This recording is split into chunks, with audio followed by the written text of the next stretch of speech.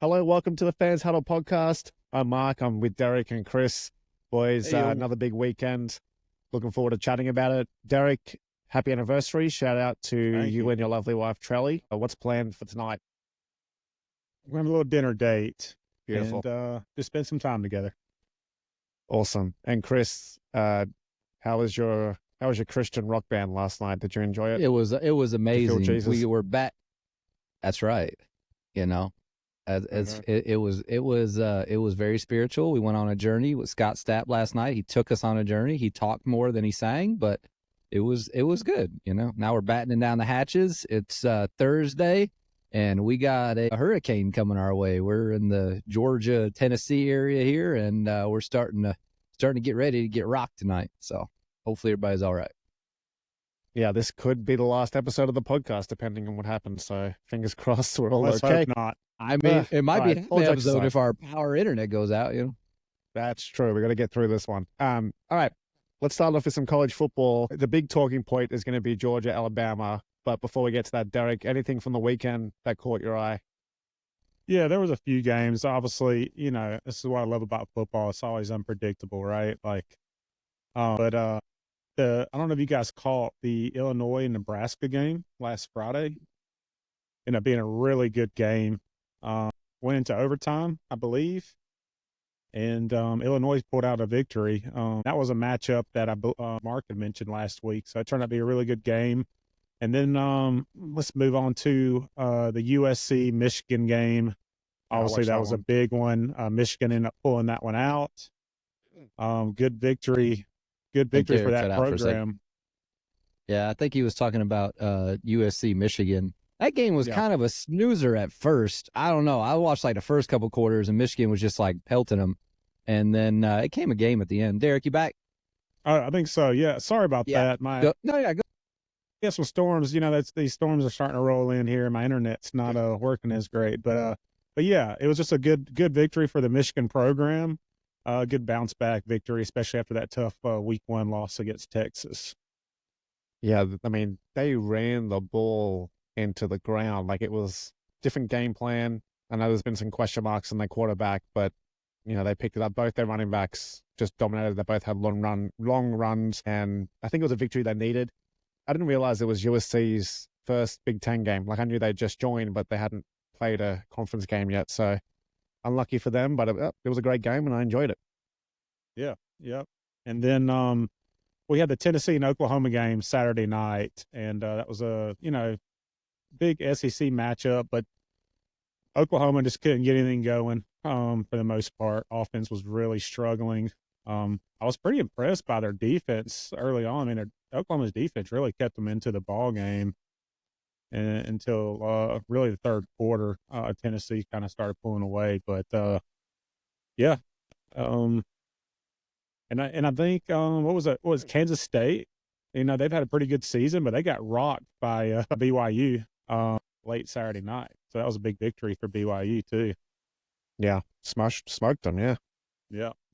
What'd you make of Manning's first start against General Booty and Louisiana Monroe? Yeah, rough start in the get-go. Had a little pick there, but I mean, overall, he looks great. I'm an Arch Manning fan. I think he's going to be he's a stud. I think he's going to be a great quarterback for Texas. They obviously have a future quarterback there in him, and yeah, he pretty much think he's proven everybody what the hype is about. You can't argue against that so far. I would like to see what he is going to do with some stiff competition, though. Obviously, he hasn't played any tough competition yet, but that'll be coming his way if Ewers remains out. Yeah, and just one last one from this week. What are we making of Clemson? They had a pretty poor start, a lot of scrutiny against Georgia. Since then, they've really blown out teams. Defensively weren't that great this weekend, but on the offense, they're scoring points and getting it done. Still ranked, still 17, still a chance to make the playoffs, and I think it's a pretty good turnaround from where they were after the first week, albeit not against any big competition. Yeah, I don't know what Dabo put in the juice down there, but he's got them rolling. Offense is looking good. So yeah, shout out to Clemson. They're putting up some points. I also want to shout out to FSU for getting their first victory of the season. Yeah. For any Seminole fans that are listening, hey, you got your first win. So moving in the right direction. And I don't know if you guys caught the Colorado and Yeah. who was it? Colorado and I've got it right here. Hang on. I don't know who, but it was a good one and awesome throw to Yeah, force overtime. forced overtime. It was a crazy game. Colorado came back and won. They were down, I think, Baylor. like, oh, Baylor. Baylor. Yep. Last minute Hail Mary. Colorado catches it, goes to overtime. They go up a touchdown in overtime. Baylor gets the ball. Guy's about to score to tie it up for double overtime, and Travis Hunter makes a tackle, causes the football to come loose. Crazy Yeah. game. Chris, you're a big Hunter fan. Do you think he can be Yeah. a two-way player in the NFL? I mean, I think he could be, but I compare him similar to Otani in that he Yes. will be excellent on both sides of the ball, but will he be able to stay healthy in the NFL with the speed and the velocity of these guys? I would like to see him more of like a corner and then maybe like a kick returner, more maybe like a Deion Sanders type. I just don't know him being a wide receiver. Maybe in special moments, I don't know. I think it's definitely gonna be interesting. If I'm a team, I am taking him just due to his versatility. I'm taking him like real high in the draft in the first round just to see what he can do. But I definitely think he is the best player on that team, and he is definitely going to be successful at the next level if he can stay healthy. He's a little bit undersized, and he just kind of throws caution to the wind. So sometimes he just gets rocked out there, and he's taking some unnecessary hits, but I love the way he plays. I love his game. I'm not I don't know. I think Deion's been a little, when he loses, he doesn't want to talk to the media and he doesn't want to hear it and he doesn't want to get questions. And then when he wins, he's all like, riding his high horse and, like boasting and all that kind of stuff. So I think if you dish it out, you should be able to take it too. But that was a big win for them, and we'll see what they do going forward. Yeah. Yeah, I see him being like a lockdown corner and maybe a third down slot receiver at some point. Yeah. I love him. I love him as a player. I think he's great. All right. Anything else from this week, or we want to move on to previewing big week coming up? Yeah, I think we can move on to the big week coming up. All right. Let's just start with the big one. Georgia, Alabama. First time they've met since last year's SEC championship. First time Alabama is an underdog at home since, I think, 2007. First meeting between the two teams without Saban. There's a lot of storylines here. Eric, you're the Georgia fan, so I'll kick it off to you. How are you feeling? What are you looking forward to? And what's your predictions for the game? Yeah, I mean, so many thoughts. Obviously a huge game, especially, I guess, for both programs, right? Because here we are in a new era without Nick Saban. And Georgia and Alabama, this rivalry has gone back, really in the last, I guess, decade now, but really since 2017, these matchups between, especially, Georgia and Alabama, been some very close ones, heartbreaking for Georgia and a few, for Alabama. Now it's time for Kirby Smart to say, I'm king of college football. I'm taking over the reins, and he needs this victory against Alabama. So I think it's a must win for Georgia. Obviously, Alabama, new coach this year, and Kalen DeBoer. So I have Georgia came off that rough week against Kentucky. I have Georgia winning this 10 points. I believe they're going to come out aggressive. Yep. They're going to come out aggressive, and I think we're going to take one in Tuscaloosa, and we can get all this chatter behind us about Alabama runs college football. I think, maybe I'm being obviously a little biased because I want my dogs to win, but I do think Georgia's going to come out and play quite aggressive, and they need to after that close victory over Kentucky. Derek's pumped. Chris, what are your thoughts? While I don't share Derek's enthusiasm, I am not a college football expert by any means, and I know these college games, they can go crazy sometimes. The biggest thing I want to see is obviously Georgia's offense against Alabama's defense. Georgia's offense has been their struggle to the early part of the season, and Alabama has done pretty well so far on defense. So I think if they can't, hit those third downs and run the ball, they have to be able to run the ball at least somewhat. to offset the pass rush, I think they got a chance. I'm surprised that they're a favorite in Tuscaloosa. That's interesting to me. I would have never, if you would have asked me, before the game what the spread would have been, I would have thought Alabama would have been a 3 or 4 point favorite just because they're at home and the way that these two teams have looked so far. I guess Vegas thinks that, is with Derek and thinks that Georgia's going to win this one in a close one. So I'm excited to see it. I think it's going to be the game of the year so far. I hope it's a good game. I hope we get to see the teams at their best, and I hope there's not any kind of like crazy weather, or anything like that with this hurricane coming through. I think we should be all right by Saturday night, but I'm looking forward to this one. Not a big college guy, I am definitely looking forward to this one. Georgia, Alabama, always usually lives up to the hype. So we're gonna see it again. Isn't it great too? Like the weather, we have to stay indoors. There's no commitments to anything. We can blame any commitments on the hurricane. We're gonna stay in and watch this game. Here's my concern, and here's why I think Vegas has Georgia as favorites, Chris. I think that there's been so much hype on Georgia for this year. They're AP number one for a while. Carson Beck, number one pick. And there's been a lot of negative talk in Alabama. Saban left.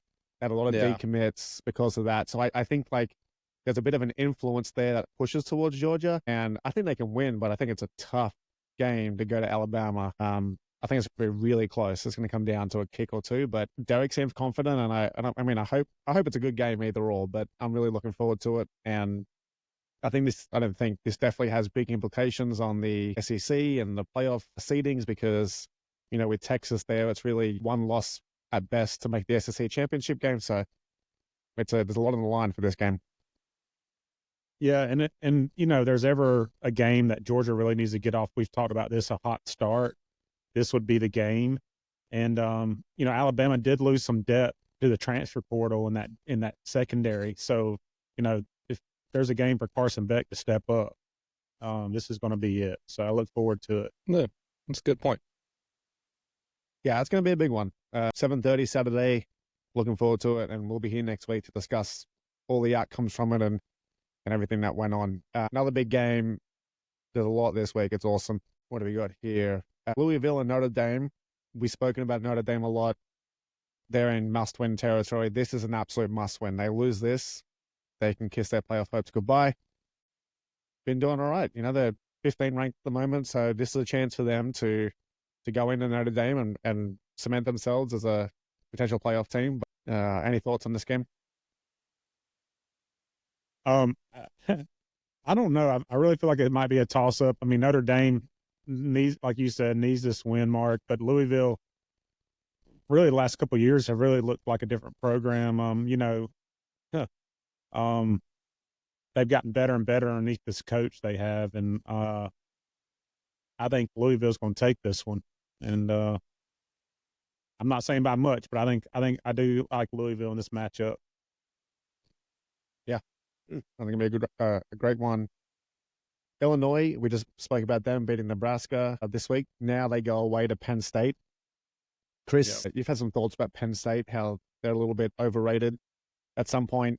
Every team in the Big Ten is overrated. Penn State is just one of many. So, I mean, they're living on lore. Sorry, I got a fly in here, and it's like bothering the hell out of me. So, sorry, I got to freak out for a second. That's all right. Got to concentrate. No, I mean, Chris. they're living on lore from Joe Paterno in 1968. It's like this is the 21st century. It's 2024. They haven't won anything in my adult lifetime of consequence. So I mean, they're a historic program. Great, Penn State, Lions, Indy Lions, but like they don't compete with the big boys in my opinion. So I think even if they win these games, I mean, yeah. If they played Texas right now in a neutral field, what would the spread be? Texas would be a 20 point favorite right now. So I mean, I don't know. I'm not impressed. You're the Big Ten. You're a Big Ten guy. You haven't said it outright. We can feel it. I can feel it when you talk about the Big Ten. That you're a backer of the Big Ten. That's fine. That's okay. That's who you are. First of all, I'm a Georgia guy. Okay, Georgia's my team. Love Georgia. Since 2018, 17. No, we've been through this. Okay, when I moved to the state of Georgia in 2021, the Dogs won a natty, and the Braves won the World Series. So Mm-hmm. I don't want to take full credit for it, but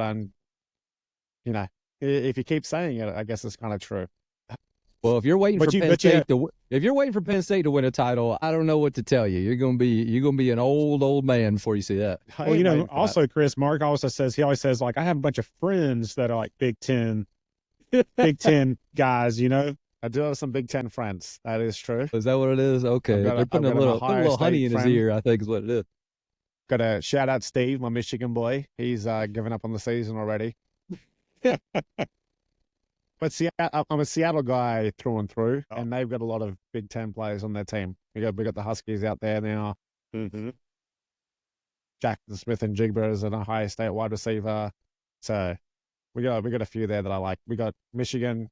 Kenneth Walker is a Michigan running back. So I like their players. Okay. Any other discussion points for college? Any teams or games? Yeah, I got one question. Did y'all read about that UNLV quarterback? Did y'all read about that? I want to know y'all's thoughts on that. Like, how does this work? Like, do they not get paid before they start playing, or like they say we promise you money and then they don't pay it? It's $100,000, which in college football does not seem like a lot of money to me. Can somebody help me understand what is going on right now with that situation? Well, I think there's two sides to the story from what I hear. One is they made a promise to this kid that he was going to get $100,000 and they didn't fulfill the payment. And then UNLV comes out and says like, whatever we agreed has been fulfilled. He's just asking for more money now that they're 3-0, and he feels like his market price is driven because they're 3-0. So he's saying, hey, I'm the starting quarterback, of this undefeated team. I deserve more, is what the school is saying. But either way, the kid sounds like he's sitting out for the rest of the year. Yeah, he said he's going to redshirt. He's going to redshirt because then he'll be eligible for another year since he hasn't played 4 games yet, is what I read, since he only played 3 games. But I mean, I guess is this something that we might see more going forward? That these players are like, I want more money, or I'm just sitting out. I don't know. I think he's setting a trend. Like, I think more kids are going to do it, and that, unfortunately, it's just so. I can see it from both sides, but I feel like it just ruins the game a little bit, right? Like, here you go, have a team that's 3-0, and they're about to lose their starting quarterback, and yeah, I mean, I hate that. Yeah. I thought that was interesting. If the story is that they've promised him money and they haven't given it to him, I read that they haven't even covered living expenses for this kid. Like, if that's true, then he has every right to redshirt and transfer. He's the second. Another player is doing the same thing. His wasn't as public because I don't think his is over unpaid promises or anything like that. If it's because they want more money, well, then that's a different story. Does there need to be contracts? I mean, right now, I'm assuming there's no contracts. It's just kind of, hey, we'll give you this, come and do it. Is that what it is? Or I don't know. I feel like NIL is changing every week. Georgia just signed a law that they can now pay their players without punishment from the NCAA. So that's happening. Some states, you are allowed to pay them directly. Other states, it's only through endorsements. So it's very murky. They're kind of making it up as they go, as they learn about these little things that are happening. No, it's kind of like there's really no legality, so they're kind of policing it themselves. And then as stuff like this happens, then they're like, oh, what do we do with this? Because this is going to happen more in the future. I just thought it was an interesting piece of information that came out this week, kind of out of nowhere. And I'm really interested to see what that does going forward for the rest of these players in college. I don't know. I think it's going to open up a can of worms. Yeah, and then like I've been trying to think, like, how do you structure payments to certain players, and then obviously revenue is all different for these universities, right? Like you got Georgia and the Alabamas, Ohio State, Michigan, Texas of the world. I mean, they're raking in this dough to be able to kind of satisfy these players, but these smaller schools, I mean, they can't compete with that. So I'm like, how do you get it kind of back on the level playing field? Does there need to be like a tier? There has to be some kind of or like a contract in place before these players sign to the university. Like, hey, you're committed to coming here. Your part of the deal is, you're committed. You can't just sit out at any time. There, there has to be something in play, and I don't know what it is, but they got to come up with something. This is great. It's just too much, like you said, too much in the air and too much just like going with a flow type of deal. Like you can't do that. Yeah, well, it'll keep playing out, but we'll see what happens. Yeah. All right, let's get on to the NFL. Chris, where do you want to start? Do you want to just go through the week? Thursday? No. I know exactly where I want to start. Can I start? Right, can I have the floor? Is it starting to bash one of us? If leave me alone, I'd be fine. But that's all right. All right.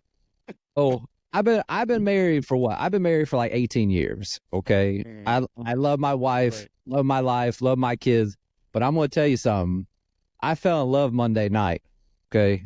And you know who I fell in love with Monday night? His name is Jaden Daniels. I don't know if he's the first. We'll call him Jaden Daniels the first. Okay. King of the Andals, of the first men, of the Sing of Kingdoms, whatever that phrase is, I forget from Game of Thrones. Okay. I told y'all before the season started that no Caleb Williams. Stop with the Caleb Williams. Let's talk about Jaden Daniels. And when I watched that game, to see his confidence, I've never seen one game where I saw a quarterback fully develop in that one game in 4 quarters. Like you saw the first quarter, he's a little skittish, a lot of little like throws, underhanded throws. And every time if his first man wasn't open, he was just running and running and running. By the time that he had that 4th quarter and you saw that throw to Terry McLaurin where he hit in the back of the right side of the end zone when they had 10 men on the field when he got rocked. Congratulations. I'm glad he put up some points for you this week because he didn't do it for me. So Scary Terry. You traded him too early. So, yeah. But to see him make that throw and just see his confidence grow like that, I was so happy for him. And when I see it looks like a good guy, when you see his teammates, like Terry McLaurin's they've struggled through the first couple games. Terry hasn't really got any targets, any catches, but he has been with Jaden Daniels the entire time, and he's had his back the entire time. And I think that shows you what he is as a teammate and what he is as a leader. And I was just so excited to see what he did in that game. That was the biggest thing that I had from Monday night. I was just excited for him and that team. So that throw, was a 4th and 7. They're only up by 5 points. If you miss that, the ball goes back to Joe Burrow to go down and win it. To put it just in the most perfect spot as a rookie, unreal. Broke a rookie record for completion percentage in a game was like 91%. And one other layer to it. Have you seen this video circulating this week about his Arizona State teammates? Yeah, where they were kind of picking on when he transferred to LSU. Yeah, when he transferred to LSU, there's a video. They broke into his locker at the end of the season, threw all his stuff out, and were just trash talking him, being like, "Oh, he's trash. We don't want him here. He's terrible. Get him out." And he's just sitting there, as you said, Chris. Like, he just looks like a genuine nice guy, and he's sitting there, just all. You can tell he's embarrassed. He's humiliated. So, I think that was a bit of a fuck you to Arizona State on Monday night as well. At the back of his mind. And then I was a little leery about the 2 Monday night. Oh, go ahead, Derek. Go ahead. I was gonna say, to your point, I was a Jaden Daniels believer too at the beginning of the season. Way more than Caleb Williams. And I think the reason why is they handle their business they handle things very differently. And Jaden seems like he's a very humble kid. Yeah. He's not going out and saying he's the greatest of all time. And I don't know. I just love to see him succeed and Caleb Williams just getting sacked left and right. I'm sorry, but I love seeing it. And then Mark, on the other side, your Bengals.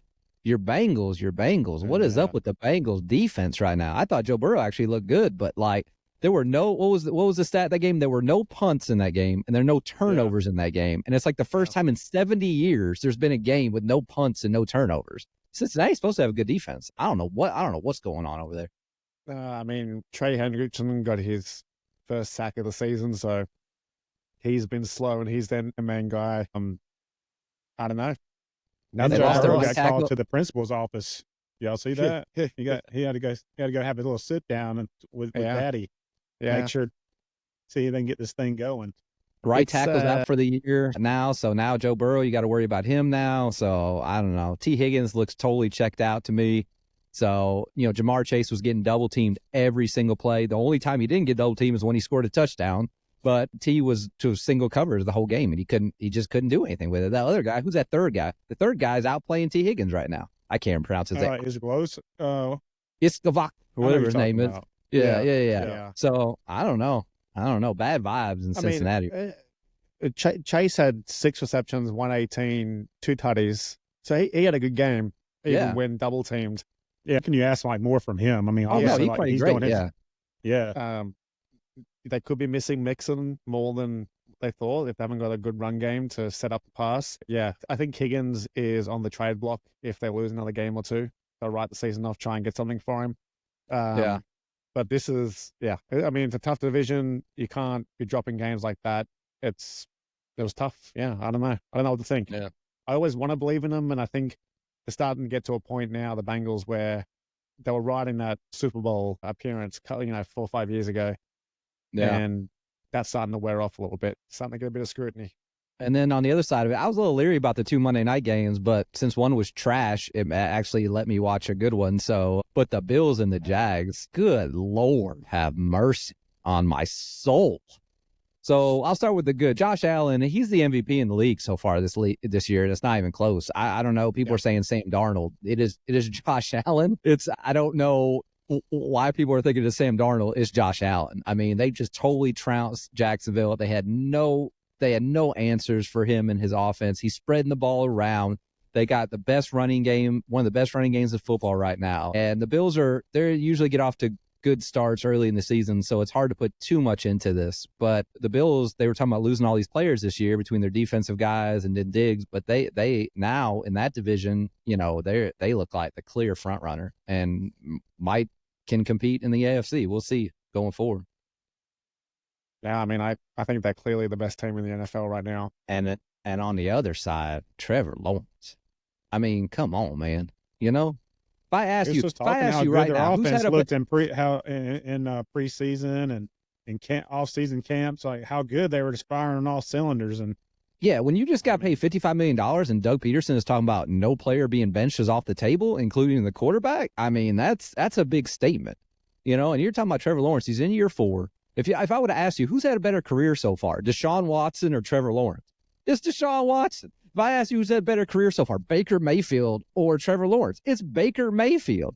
If I asked you who had a better career, Nick Foles or Trevor Lawrence, it'd be Nick Foles. I mean, the guy has been a total just like bust. And people now he's getting paid so much, that's going to hit the salary cap in a year or two. That organization is cooked if he can't turn around. He looks terrible. It's not even the team. It's him. He just looks, I don't know. But what happened? Because, they had the whole Urban Meyer debacle, and that was complete failure. That wrote off his rookie season. Brought in Doug Peterson, and I was like, this guy knows how to work with quarterbacks. He's going to get the best out of him. And they looked really good. You had the playoff run where they were up, was it 30 points against the Chargers, and they lost.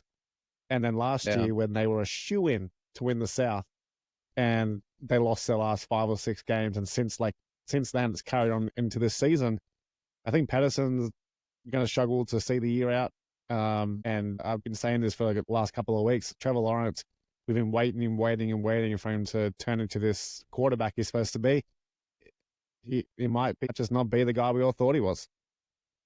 Yeah, you can say it's the coach, you can say whoever you want, but like I'm going to blame it on a guy who's making $55 million. I mean, that's just the way it goes. You want the money, you want the accolades, you want to be, the top pick or whatever. Like you got to take it when it doesn't go your way. Might just be a trend, Chris. It seems like the more money these quarterbacks are making, the worse they're doing. Absolutely, it seems like they get paid. And Trevor Lawrence, when he got drafted, I don't know if y'all remember, he said he was like, football is like not the most important thing in my life. That's what he said when he got drafted, and it struck me as odd at the time. It's like, why would you even say that then? And like that shouldn't be your mentality. So is he not putting in the prep? Is he not putting in the work? Like, when he's not on the field? I don't know. It just seems like it could be that could be the issue right now. So, I mean, they just move him to London. Get out of Jacksonville. Nobody, just get him out of there. Move him across the pond. So, my thoughts on that game. To your point, Derek, Burrow, the 2 highest paid quarterbacks, Burrow, Lawrence, and I don't know who the third is, but they're a combined 1-9 for the season. So not great. Is it Watson? Watson. It's Watson. Tons of money. Yeah. So that's the problem when you pay these quarterbacks all this money. You've got to trim elsewhere, and then they've got nothing to work with. And look what happens. tough for him. Yeah. Going from some young quarterbacks, let's talk about an old head. Oh, Thursday God. night, Aaron Rodgers, he still got it. I mean, he looked good. 27 from 35, 281 yards, 2 touchdowns, dominated the Patriots. But above that, Wait. Say that again. Say that from the start. Yeah, dominated the Patriots. Wait, But if the you Patriot. let me finish, No, I just had to, I couldn't hear it. Okay, I'm sorry. You finished. So I hadn't finished the sentence. There's a comma. Dominated the Patriots, comma. But what I was more impressed with was some of the throws he made were on point, on dime. The touchdown to Garrett Wilson, like the cornerback for the Patriots was like, I've got an intercept here, pick 6, let's go. But he threw it so perfectly where it was just out of his reach, but inbounds to Garrett Wilson, touchdown. It looked good. I'm feeling good about the Jets. Okay. Well, So after week 1, when the Jets looked terrible, I don't remember. We did the show, and I said, "What's going to happen?" The Jets, look at their schedule. They play the Titans and they play the Patriots, and they're going to beat both those teams. And all the Jets people are going to be like, "Jets, Jets, Jets, Jets, Jets, Jets, Jets." It's just fool's gold. Because when I watch Aaron Rodgers, you know what I see? Every time a play goes right, he's just like, "Yeah, that's all me, baby. Look, he picking those plays. Coach, don't hug me. Get off me." Because when a play goes wrong, I want y'all to watch his face. He looks at the sideline with contempt because he's saying that they did something wrong. He does it every single time. That's what a quarterback is. A quarterback is you've got to have an ego. You've got to have confidence. It's never your fault. It's someone else's fault. And then when you get behind closed doors, you look at your game and you make an assessment then. But on the field, it's never your fault. Otherwise, it's going to get in your head. You're going to lose your confidence. You're going to make bad throws. I don't see quarterbacks who are like team players doing that kind of stuff. That's just my opinion. So the best thing for what's up with that? Couldn't even give the coach that hug. I mean, what was up? Yeah, he pushed him away. Too good to give a coach a hug. I mean, this is like you guys are feeding into what Aaron Rodgers loves. He loves when you guys pick apart the dumbest things. Like, who cares? It was in the middle of a game. He's full of adrenaline. The coach goes up to hug him, and he's like, "Hang on, let's finish the game." No. If you're Aaron Rodgers and you said you're a 10th level thinker and you're so deep, you're so ahead of all of us, right? You're cerebral and we're dumb. He knows Salah's on the hot seat, right? He knows that Salah's going in for a hug, and he knows that it's going to look like bad for Salah when he pushes him away. He knows exactly if he thinks he's as smart as he thinks he is, then he knows exactly what's going on in that situation. I took a little bit of fun. I did have the Jets winning the division. Hey, they've won the last 2 games. I see what Chris says. There's 2 teams that they should have won against, but the best thing for the Jets is that Tua got hurt because that gives them a clear position for second place now because Miami was the second best team in that division. But you think when the Jets, okay, let's see when the Jets play Buffalo. I want to see the Jets play the Bills. I want them to play a real 100%. Quarterback. Buffalo right now is best team in I believe is obviously the best team in the NFL currently.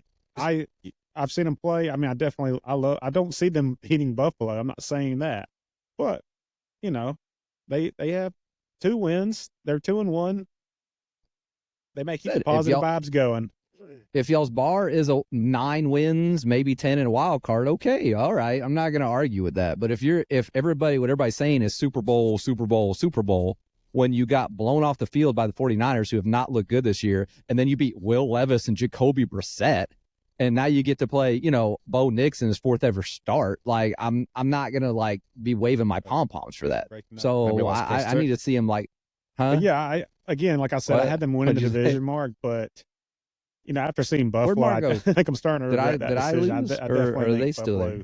Yeah. I think I lost everybody. I thought I couldn't trust Buffalo because they fell apart last year and they lost Diggs. And Josh Allen, before Diggs arrived, was not a good quarterback, Yeah. He was too much of a cowboy. So I was skeptical about how he would handle it. No, I lost the internet. Look, he's proved me wrong so far. He looks incredible. But I love Josh Allen, so I'm really happy for him. I think part of that, too, is maybe just having, that pressure off of Allen, when Diggs did leave. I think a lot of last year, Diggs wanting the ball, I think almost pressuring Allen to make throws that he typically wouldn't have thrown. I'm not saying that was the case, but that's kind of how I felt. Well, his comments after the game were very interesting. He was talking about how it's refreshing to have players that just want to win and players that are there to, just to move the game along and to win the game and don't care about stats, which is a clear crack at Diggs. He had to come out today and deny that, but I think we all know. So to your point, like, you have Diggs in the locker room complaining about not getting the ball enough, so then you're forced to throw it to him. And I think last year it just was super stale, and they got rid of him, and it's proven to be a great decision. They're looking awesome. All right, Chris, I want to read you out some stats, and I want you to try and guess the game and who won. The first quarterback was 33 of 52, 363 yards, 2 touchdowns, 2 interceptions. The next quarterback, 10 for 20, 167 yards, 0 touchdowns, 2 interceptions. Who am I talking about, and who won out of those 2 quarterbacks? That was the matchup. These two played each other. They're the 2 stats from both quarterbacks. Oh, you put me on the spot, Mark. I know, I'm sorry. Give me a second. Okay. Who do you think won out of those 2? Well, since this is the question, I'm going to go ahead and say whoever had the 106, whoever was a 10 for 20 with 160 yards. All right.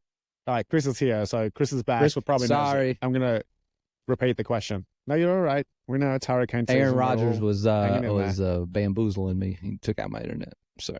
We've moved way past Aaron Rodgers. No, I was telling Derek, can you guess the game and guess the quarterback that won? Here's the 2 stats. Oh, I just said Caleb Williams. So Caleb Williams, 33 of 52, 2 touchdowns, 2 interceptions. Anthony Richardson, 10 of 20, 167 yards, no touchdowns, 2 interceptions. How the hell did the Colts win this game?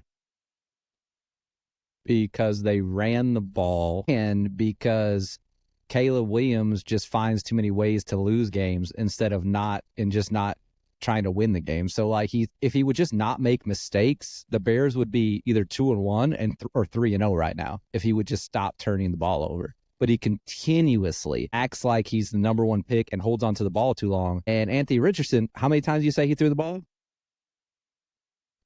Okay. 20. How many times did Caleb Williams throw the ball? 52. Why are you doing that in a 1-possession game? It just doesn't make any sense.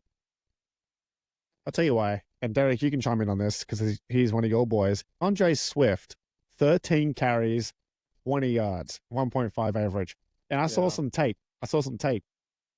He looks awful. Like, there's clear running lanes, and he tries to go outside. There was one where a guy blocked the gap, but DJ Moore had blocked the outside receiver. He had the whole side. He was inside the numbers to go down. He ran into DJ Moore. Like, what are you doing? I don't know. Like, I felt like last year, DeAndre Swift on the Eagles looked good, and he was going to be a guy. He looks awful this year, and they paid him a lot of money. So I think there's a lot of extra pressure on Caleb. I know you two aren't the biggest fans of him, but he's not getting much support from his. No, whoa. Support. So all y'all picked the Bears to be a playoff team, did you not? I said they could be. I think Mark picked them to be a playoff team. Then you picked them to be a wild card. No, I said 9. I said 9 and 8. I said 9 if they're and 8. my Broncos, they're your Bears. So I mean, we'll say that then. Yeah. But all I heard all off season is how the Bears are going to be so successful because of how much talent that Caleb Williams has around him. He has all these players, all these wide receivers. His offensive line is going to be good. His defense is going to be great. Well, then all of a sudden when they start playing the games, we can't say, well, his running back hasn't been very good. We knew the coaching sucked because the coaching has sucked before he got there. The coaching isn't instantly not going to suck just because he's there now. So, I mean, I won't put it all on his shoulders. I have absolutely no faith. I haven't had any faith in the Bears since the beginning of this season, even going into the last season. I always said, like, the worst thing they did, in my opinion, was getting rid of Justin Fields and drafting Caleb Williams. Okay. Justin Fields, I think that they would have held on to Justin Fields and worked around him. I do think they could have turned things around. Yeah. Everybody was very high on Caleb Williams. And again, he did put up 300-something yards. And I'm kind of confused looking at these stats. Mar, you got me kind of interested in this game. Time of possession, Chicago Bears, almost 36 minutes. compared to 24 from the Colts. So like they obviously had the ball and they ran 80-something plays to the 50-something plays. Yeah, they had a bunch of opportunities. I mean, they had that 4th and goal play where they did the little like QB option that if you saw the pictures, every offensive lineman was on the ground. They were all, like, It was so bad. It was just something you see in college level at like a low college level. It's not something you see in the NFL. So the best thing for them right now would be, if they do have a bad season, get rid of that coach and go get a Ben Johnson or an offensive like minded coach. So, and then we can actually see if Caleb can play. That'd be the best thing for them, in my opinion. Yeah. Yeah. And I just want to preface, I didn't say that I expected Caleb Williams to dominate because of the talent they put around him. I said I liked what the Bears had done, because if you look at the Panthers and what they did with Bryce Young, they traded away their best receiver to get him. They traded away their first round pick this year, which ended up being number one. And they had the worst O-line in football. So they didn't surround him with, players to be successful.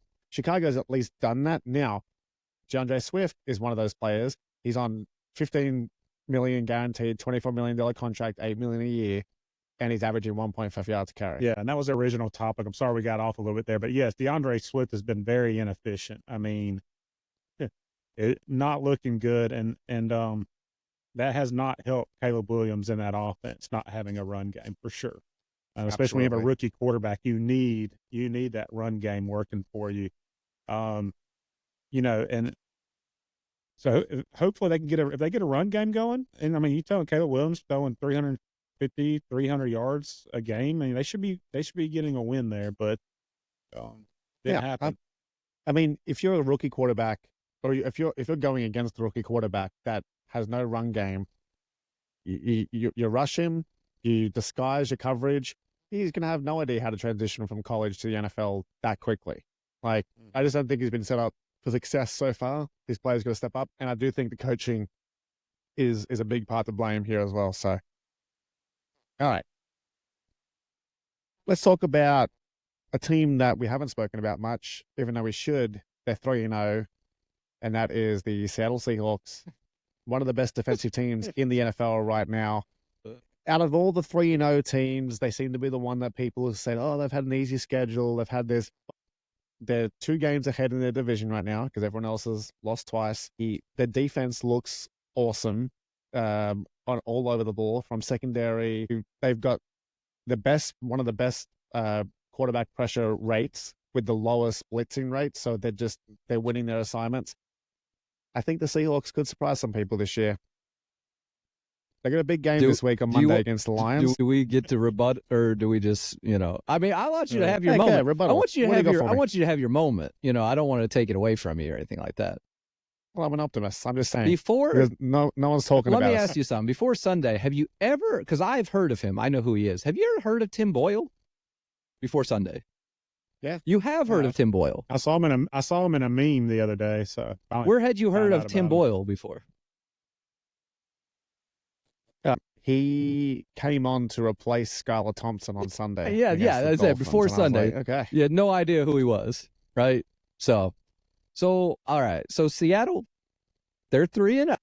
Yes, they're 3-0. Okay, they played Bo Nix at home in the Bo Nix's first game, and they won by 6 points.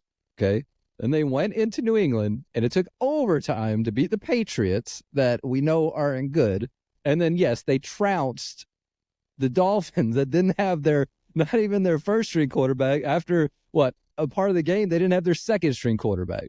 So yes, they're 3-0, and they're up 2 games in that division. But now they get to play Detroit, and we all think Detroit is a good team. So I think that's going to be a good test for them. It's in Michigan. It's in Detroit. So this will be a better test for me. Geno has looked good in moments. His overall numbers don't look great. He's got 3 touchdowns, 3 interceptions. And then, I know Kenneth Walker's been kind of in and out of the lineup, and your defense does look better. But like I said, I mean, you got to admit y'all played down to the competition a little bit. I mean, hadn't been hard competition. Looking at y'all's schedule, you got Detroit, then the Giants. Nobody cares about Giants. You got 49ers, Falcons, Bills, Rams, 49ers. So we're gonna learn a lot about your teams during that little run. we have the hardest remaining schedule, Yeah. apparently. So I'm going to enjoy it right now. Okay, let me have it. No, I'm not. I'm not dissing your 3-0. I think Chris is agreeing with you, but he's saying let's revisit this conversation next week Yeah. after we see them in the Lions. We're gonna smoke the Lions. You heard it No, here first. I disagree with you on that one, but And if they do, then we will give you credit, you and the Seahawks. yeah. If y'all smoke the Lions, I will eat my words on this. Okay, so yeah, Why?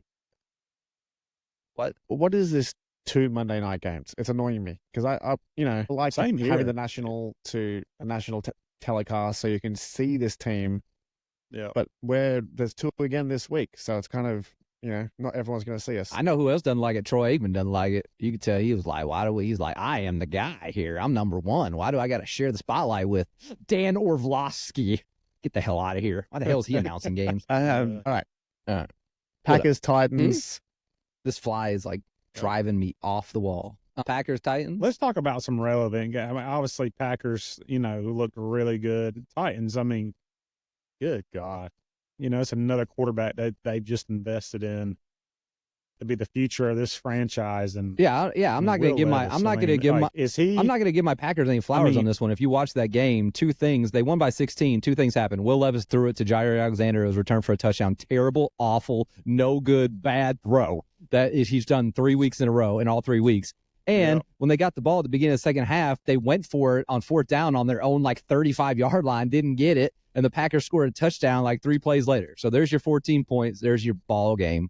So I'm definitely interested to see. Jordan Love needs to come back. We cannot beat Minnesota without him. Malik Willis has done great in kind of spot duties here. I think it's a testament to the team and Matt LaFleur and the offensive-minded coach that he is. But the Titans are just, I think they're just, they got to be, they are the worst team in football right now. They really are. Yeah. And Will Levis, he looks like he's washed before he's even gotten started. He's got great wide receivers. They just look frustrated out there. So the Titans are just funny, man. It's all these Titan fans week 1, everybody was excited.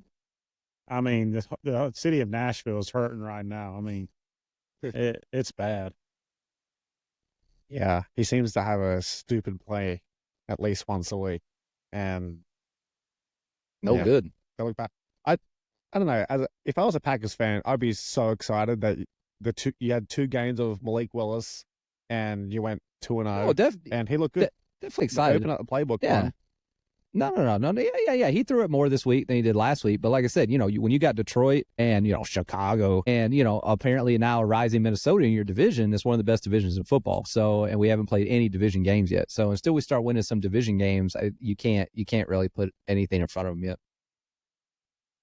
Speaking of Minnesota, damn. That was a test for them this week against the Texans, and they blew them out of the water. I could not believe it. Smoked them. Yeah. And I was shocked by that one too. Coach of the year for sure right now, Kevin O'Connell. Comeback player of the year, you could argue. Sam Darnold's got to be that guy. Aaron Jones is looking good. He's pumped to go back to Lambeau this week. Yep. Do the Lambeau leap, he said. They look great. Yeah, they look good. Like I said, Brian Flores really deserves all the credit right now, as he's the defensive coordinator for Minnesota. Defense is just their defense was not supposed to be this good. They don't really have any marquee players on their defensive side of the ball. And it just makes you wonder, these defensive coordinators become head coaches and they're so terrible, and they go back to being defensive coordinator and they're just awesome. It's like they can't focus on, he was in Miami. He was terrible. The defense was terrible in Miami. And then all of a sudden, he becomes defense coordinator in Minnesota, and it's like a rebirth for the guy. So, yeah, they beat the 49ers. They beat the Texans, who are supposed to be, and they've blown both those teams off the field. They're supposed to be 2 Super Bowl favorites. So hats off to them. I still think Sam Darnold's going to turn back into a pumpkin at some point, just because he hasn't really thrown it very, a lot. And all his throws have been to, Justin Jefferson, which, that's great. He's the best receiver in football. But I think these defenses will be able to figure him out sooner or later. But we'll see what the defense does. Really looking forward to the game, Green Bay, Minnesota, this Sunday. I think it'll be a good one. Yeah. This next one I don't want to talk about, but what? because I feel sorry for Bryce Young. But the Panthers are on the board, and the Red Rocket, Andy Dalton, 319 yards, 3 touchdowns, smoked the Raiders. And then you saw afterwards, like the celebrations in the dressing room. And I'm just thinking, Bryce Young must be sitting in his locker just wanting to cry right now. It's really sad. I feel sorry for him. But it looks like the point's been proven that Bryce Young just isn't NFL standard, because they just looked so much better, albeit Raiders, not a great team, but just their quarterback play just looked so much better. So it wasn't so much the blocking, it's not so much the play calling. I just think Bryce Young isn't great at implementing an NFL level offense. Yeah. No. Yeah, their franchise, their ownership, the coaching staff's been getting bashed, and then they make a quarterback change, and like Mark said, crush it. Beat the Raiders, and yeah, feel bad for the young kid. I mean, that's got to be tough to sit there and watch.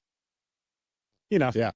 Watch them just do that in front of you, and I'm sure he has to be questioning himself at this point a little bit too. Yeah. I don't know. Oh, absolutely. He's just undersized and just seems overwhelmed right now. And it just shows you how important the draft is. I mean, you got the Texans get CJ Stroud, the Panthers get Bryce Young, and look at the trajectory of these two franchises right now. They couldn't be any more opposite. And they were both bad at the time. It just shows you how much one player can change your team in the NFL. Yeah. 49ers and Rams. That was the most exciting game of the week. That thing was awesome. 49ers up by 2 scores, double-digit lead, and the Rams come back and win. And now we're hearing that McCaffrey's going to Germany to look at his Achilles, which to me seems like Germany. the last-ditch He's effort. in Germany right now. I see Derek shake his head because he was his number 1 pick. You've got is Debo's out, Kittle's out. Kittle's out. Yeah. Trent Williams is banged up every week, it seems. Yeah. Bit of problems for the 49ers. Do we think there's the trends? Do you think that they'll bounce back? What do you think is going on here? I think Christian McCaffrey is not just a running back. So I think Jordan Mason is an okay replacement, but he can't do what Christian McCaffrey does. And the same thing with Debo. Like, Debo is not just a wide receiver, right? I mean, he is a running back, wide receiver combo. And the way they win games is they just smash and ground you, just pound you into the ground. And by the end of the game, the other team just doesn't want to play anymore. And what you're seeing now is they're trying to be more of a finesse team, just trying to outscore the folks or whatever. And Brock Purdy has actually played well. He played well on Sunday. They still lost the game, but it wasn't because of him.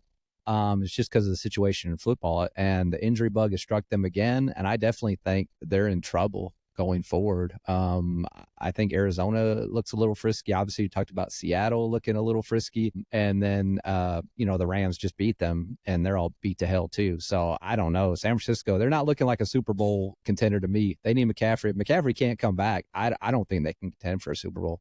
That's just my personal take on it. Yeah. Also, speaking of that game, Chris, you mentioned this last week. I mean, the training staffs for those two teams need to get together and see what's Both going of them, on. my Lord, what's going on in California? Those teams have injuries. Injuries all over the place. Real quick on this one, I want to shout out Daniel Jones, because poor guy was getting He was getting booed out of the stadium. He played well last week, even though they lost. This week, played well again, 24-34, 236, 2 touchdowns. I'm happy for him. It's tough to play in New York. Ask Zach Wilson. Ask Sam Darnold. It's tough. I'll never give a shout out to Daniel Jones. I'll give a shout out to Malik Neighbors, who looks like the offensive player of the year right now, the rookie offensive player of the year. Malik Neighbors looks. Maybe that's what they needed. Maybe he looks legit. He got a throw to. Him and Marvin Harrison Jr. But Malik Neighbors, some of them catches he was making. I didn't watch that game because I'm not watching Browns Giants, but I watched the highlights. And Malik Neighbors, he looks like the real deal for sure. Just imagine if they had Saquon too. Maybe they'd score more than 12 points a game right now. But that's another story. And that's a big loss for them.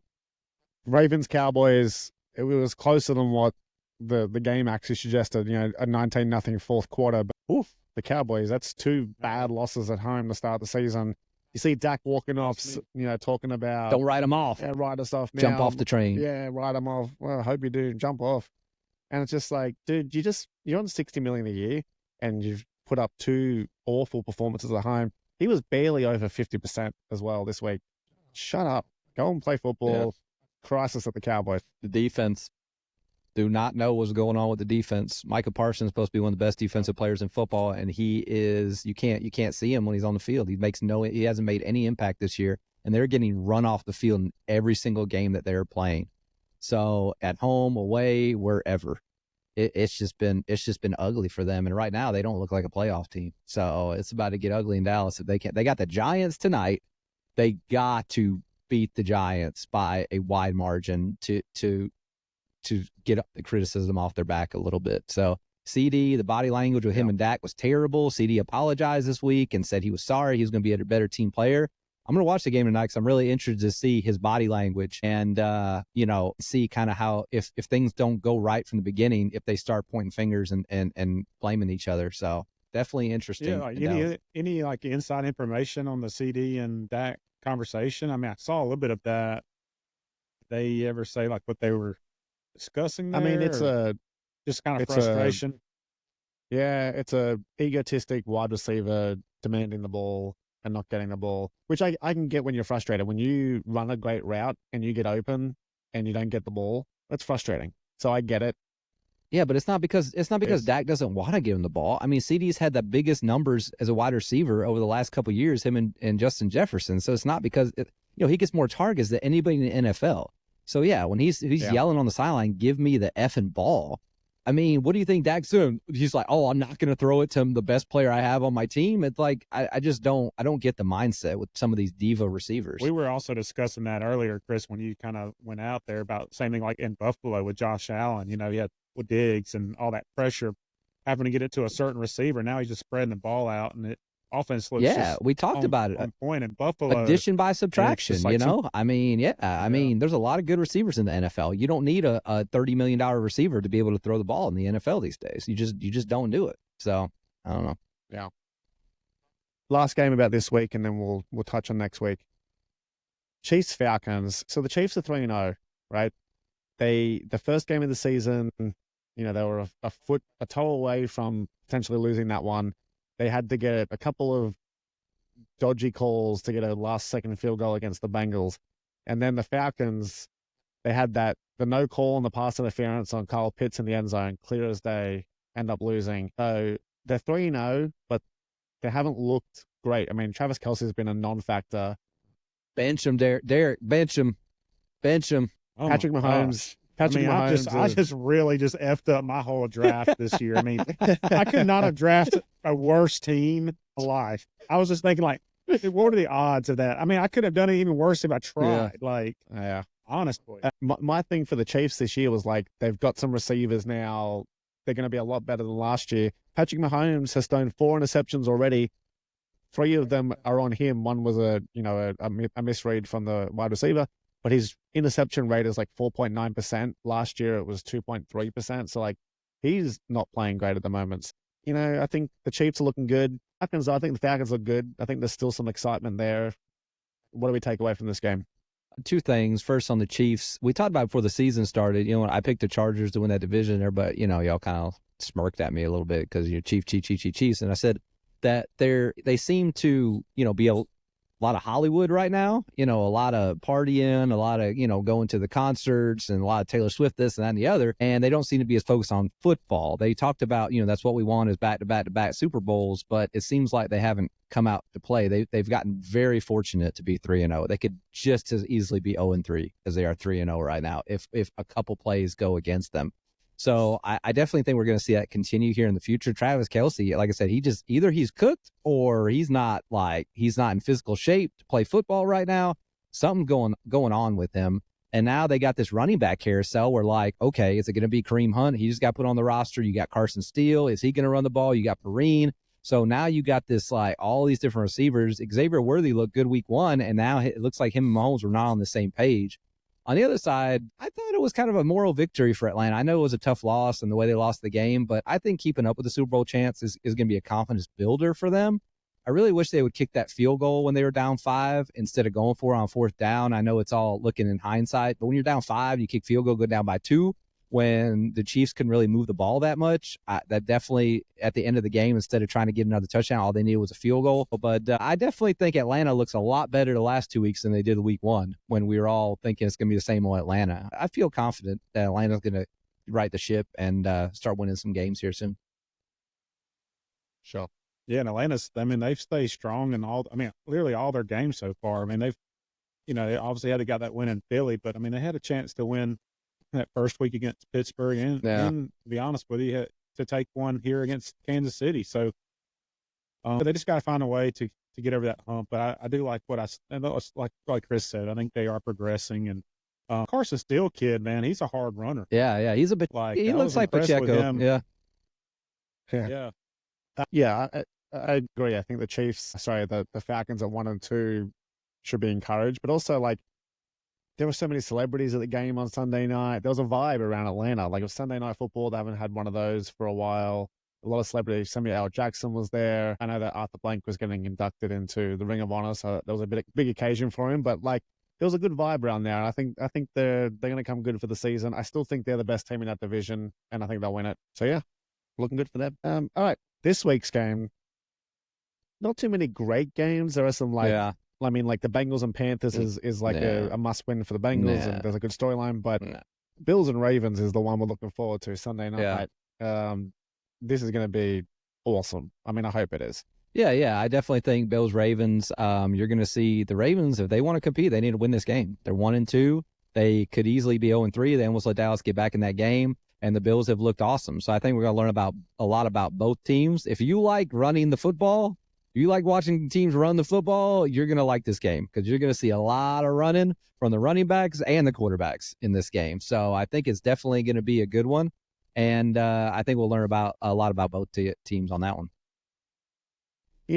Sorry, Derek, I'll pass to you in a second, but just quickly, guess who leads the NFL in passing yards? Lamar Jackson. I think, I think they run the ball a lot, but both teams, I think, secretly have a lot of passing on their mind. So you never know. I think teams will start out running the ball, but I think it'll open up in the second half, and that's what I'm really excited about. Sorry, Derek, you have something to say about this game? No, I think it's going to be a good matchup. Yeah. Other ones, I'm really looking forward to the Titans and Dolphins game, to be honest with you. No, I think some other big ones. Saints at Falcons is going to be a big one for both teams. Their first, their divisional games. I think, like I said, they're both going to want to win this game. Falcons are favored by 2.5. So Saints look really good the first 2 weeks and then kind of dropped the ball on offense against Philly last week. I don't know what that was about. So that's a big one. And then we have obviously your Seahawks and the Lions. That's the Monday night. I'm sorry. I know Derek's going to be watching Titans, Dolphins, but the rest of the world will be watching Seahawks, Lions. I think that's a big one we got this week too. Those are, and then obviously we talked about Packers, Vikings, but those are the big 4 or 5 games I think we got this week.